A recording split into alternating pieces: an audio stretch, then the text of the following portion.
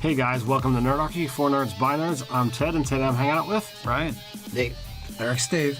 And today we ask a question: what do you do when you got too many rogues? If you have a question you want to ask us through GM911 or even a viewer suggestion, you can send it to nerdarchy@gmail.com or head over to nerdarchy.com where we have the forums with a subheading for GM911s. All right, so we got a GM911.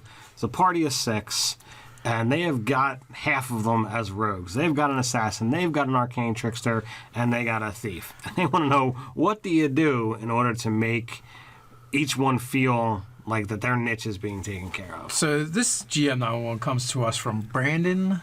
Landon Baker. Landon Baker, that's there we go.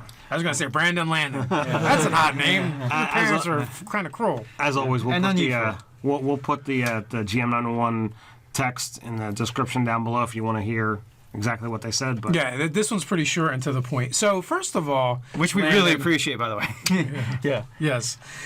First of all, Landon, actually, you don't have to worry about this. This is not your job as the GM to figure out how those characters are different. That is up to each of the individual players to decide how they're different from each other. The GM's job is just to present problems, and I don't know how you guys are gonna fucking solve it. That's you make things interesting. I mean, there could be things where the thief build archetype is really good at running across precarious surfaces. So if you put some precarious surfaces as opportunities for the thief player to scurry across, that's something to do right there. You can put a trap or a lock in a hard to reach out of the way place that for any other rogue it's going to be exponentially more difficult for them to disarm. Maybe that they would have to disarm at a disadvantage, but for the Arcane Trickster, who has that sort of ranged use of Mage Hand, Ledger domain, they can actually just pick the lock because they can telepathy or float the tools right there and look at it. Right. So you're absolutely right. There are ways for the GM to put different obstacles in there to highlight the abilities of each archetype because they're different. Now, but all I'm saying, he wants to know how to differentiate them in playing, and then that's up to the players, how they role play, their backgrounds, their races. All of that should boil in to make a different character, even though they're all rogues. Mm-hmm. Yeah, and if you're going to have them, a lot of the stealthy characters tend to hang out together. Mm-hmm. So this is half your party. They might be hanging out together. Mm-hmm. So you've got your stealth team, and then you've got the people making noise. Yeah. So I can see that, that kind of changes up because normally it's one or two people out of the whole group going off on doing something. The other three are in full plate. Yeah, all right, let's a dwarf, a human paladin, and the other three are Rainbow Six and shit. So that's happening. Yeah. So as always, anytime you've got a situation where you're unsure, you can go talk to the players, find out exactly what they want out of the game, find out if, as each session happens, okay, what did you like, what didn't you like, and begin to mold what you're preparing for those things that they enjoy and avoid the things that they don't. Well, also, too, another thing that you can come up with these specific instances, but you're not going to get to highlight every character and every character's capabilities every session, right? But if it's 1 in 3, 1 in 4, you're doing a great job by those standards. But if there's a circumstance where somebody's got to get offed real quick or something bad's going to happen, well, your assassin's your rogue to go to then. Say that if they don't get killed really quick, that they're going to sound an alarm or call for reinforcements, sound the horn, and or ring a gong bell or something. So really, all three rogues could pile on damage and absolutely make sure he's neatly, completely dead. The assassin being the marquee character for that. Or you could have multiple things.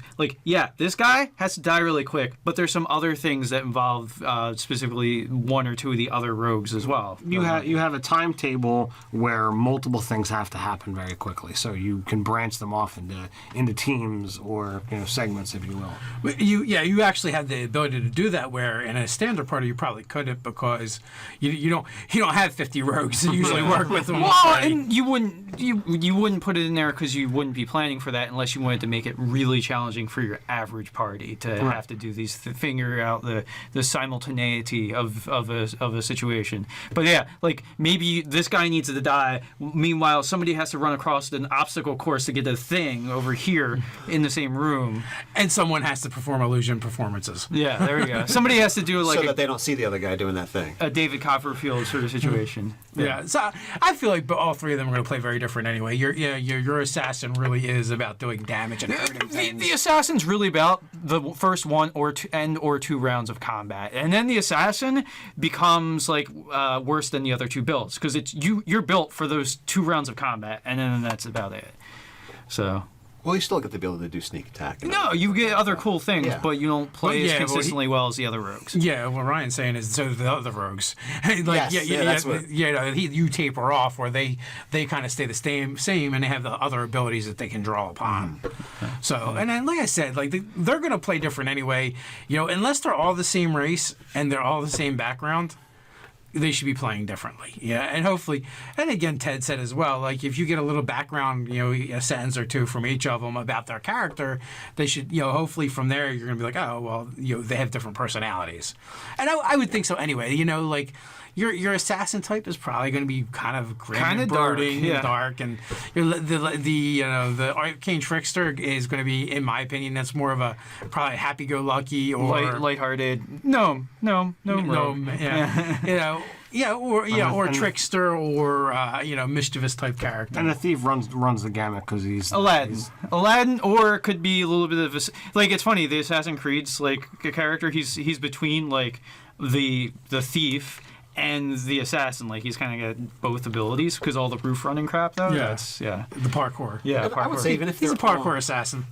Even if they're all humans, you can distinguish them just simply by the feats they choose and the personalities. So I mean, there's going to be between all the class features and just picking different feats as they level, it's going to be a wide sweep of different rogue abilities. Hopefully. It's like, well, if they all take improved initiative or whatever it's called, Alertness. Yeah, alertness. Yeah. Wrong edition, buddy.